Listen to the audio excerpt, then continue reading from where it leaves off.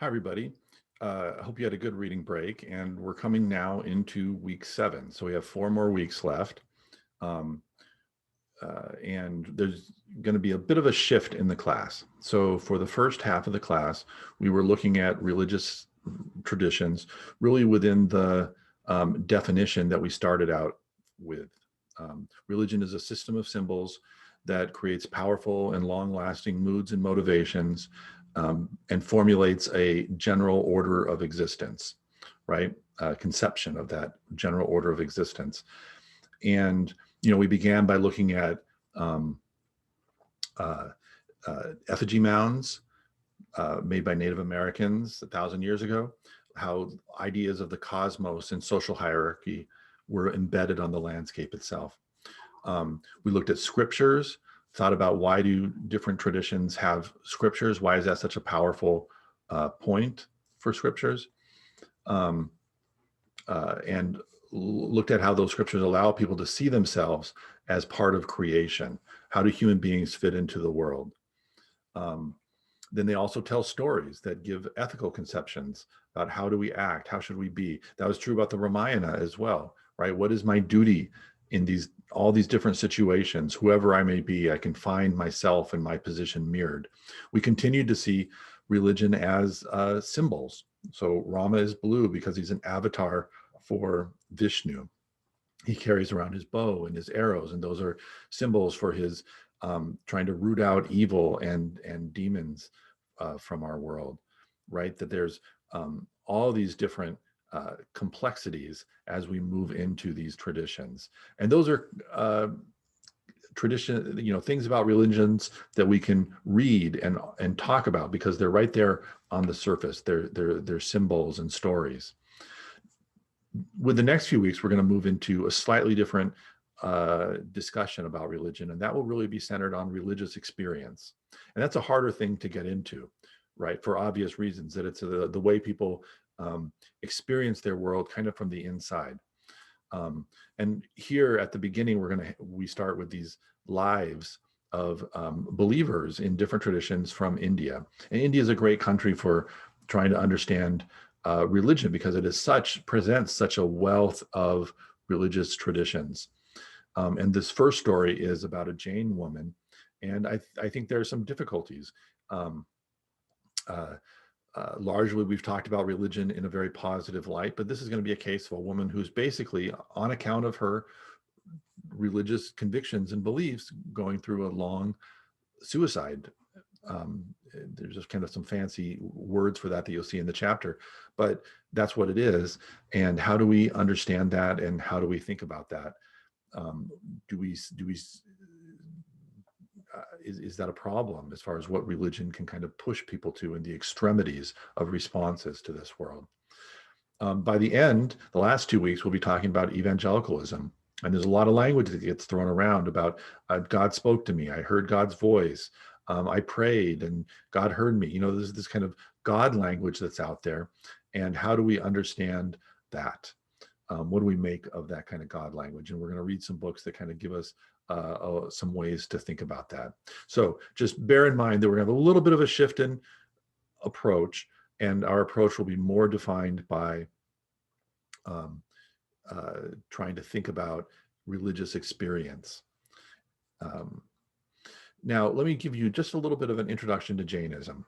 The first thing to know is that under week 7, you'll see that there's an embedded map on a page, which gives you some introduction to where these places are that are mentioned in the chapter and some other background. This was completed by a student over the winter break, and we'll all have these for a number of the different chapters. But as you're reading this chapter, go and look at the map and see how that is presenting.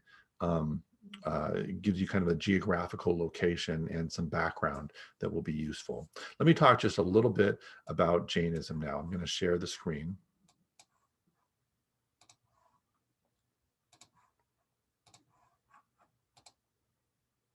Okay, so these images are going to come largely from a trip that I made to India some years back, and to see a study abroad location for our students.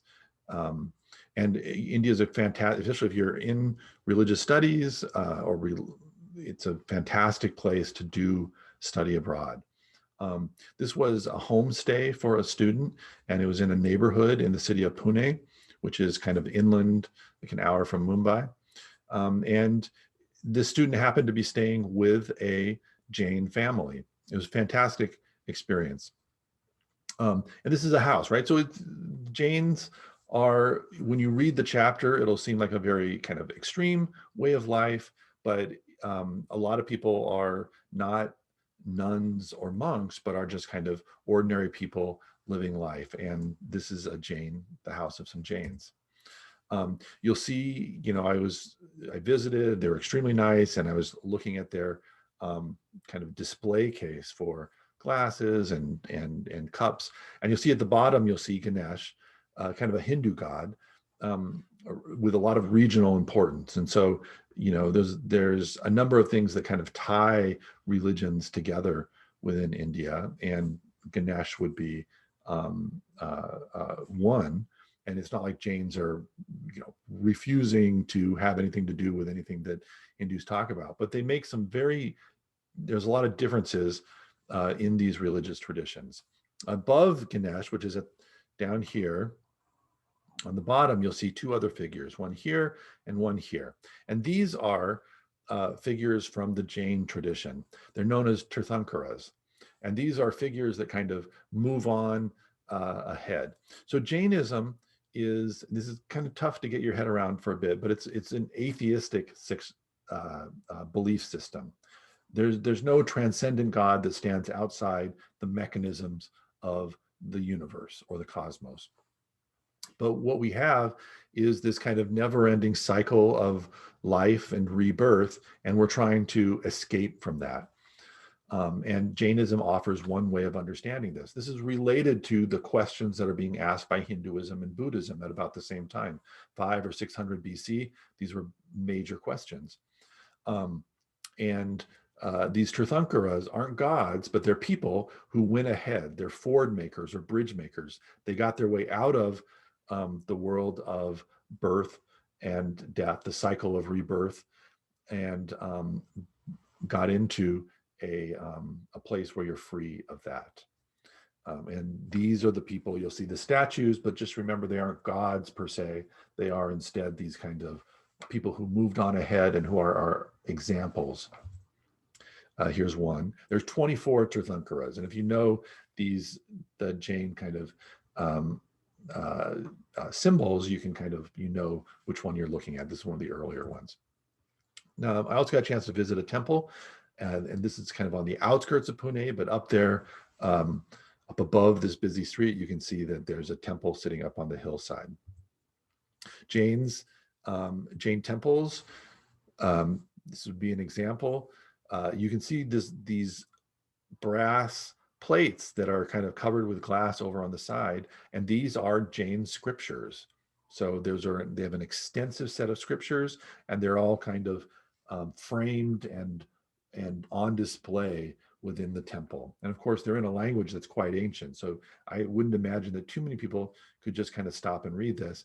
But they're present as in symbolic form, and this defines the Jain religion.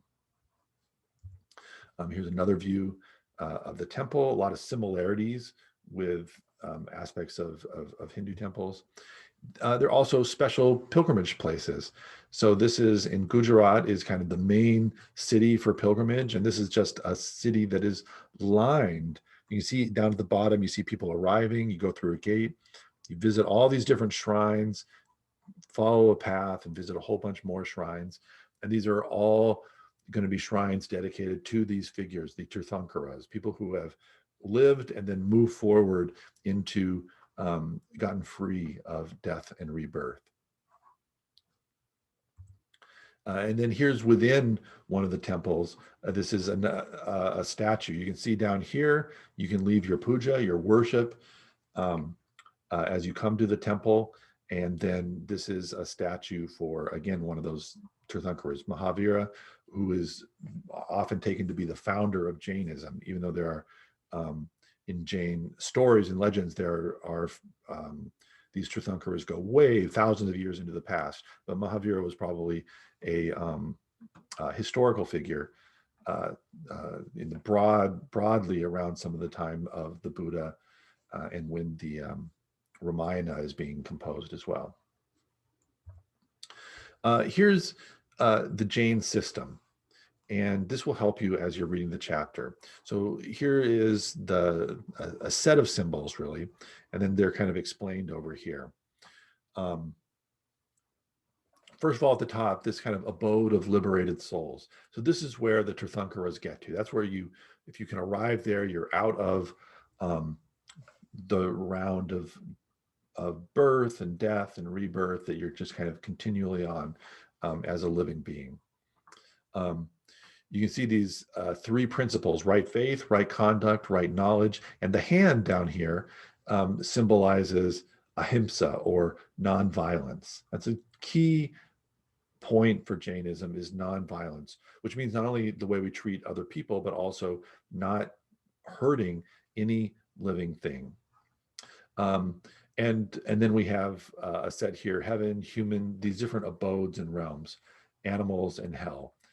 So on your sort of round of life, death, and rebirth, there's animals, there's beings that are even lower than that, and there's animals, and there's humans, and there's beings that are above us on this path forward, but are still subject to death and rebirth.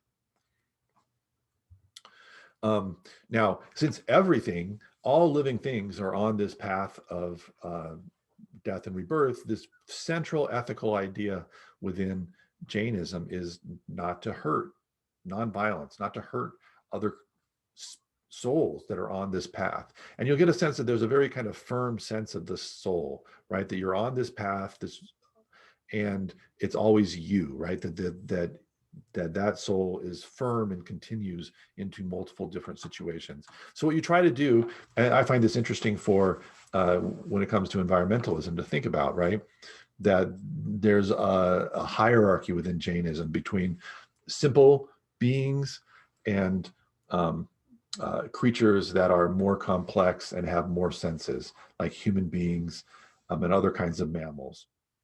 And you'll see this is grouped from plants to shells and creatures like that, to insects, to a little bit more complex insects, to reptiles, and then on to mammals and human beings, right? So our job as human beings is not to cause damage or to hurt other souls that are on a similar path as we are.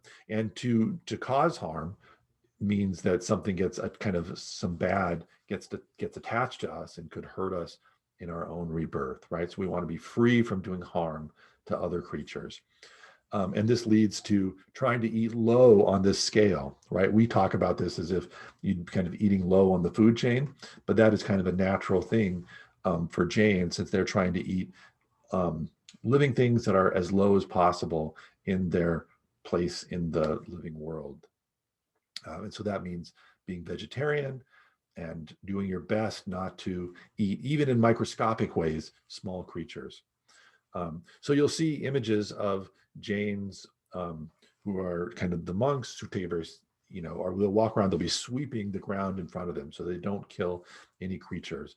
They'll wrap their face, not as modesty, but as a way to prevent creatures, an insect, from flying into your mouth and killing that insect, which would be a harm done to the world, and which would hurt you in the afterlife if that happened, a lot of times. So you're always trying to stay free from doing harm to living things, and that is really central with Jainism. You'll see how this plays out when you read about the story of the nun, but these are the main ideas. Go back. Okay, so you're reading the first two chapters. We'll really concentrate on that first chapter about Jainism, so make sure you read that and think about the implications of that. And tomorrow on Sunday, I'll put up a question asking you to give a brief response to how you see the nun at the center of our tale, and whether she is goes too far in her religion, or whether this is um, something that we should try hard to understand. Okay, I'll talk to you all. We'll have a Zoom all together on Monday. Talk to you all then.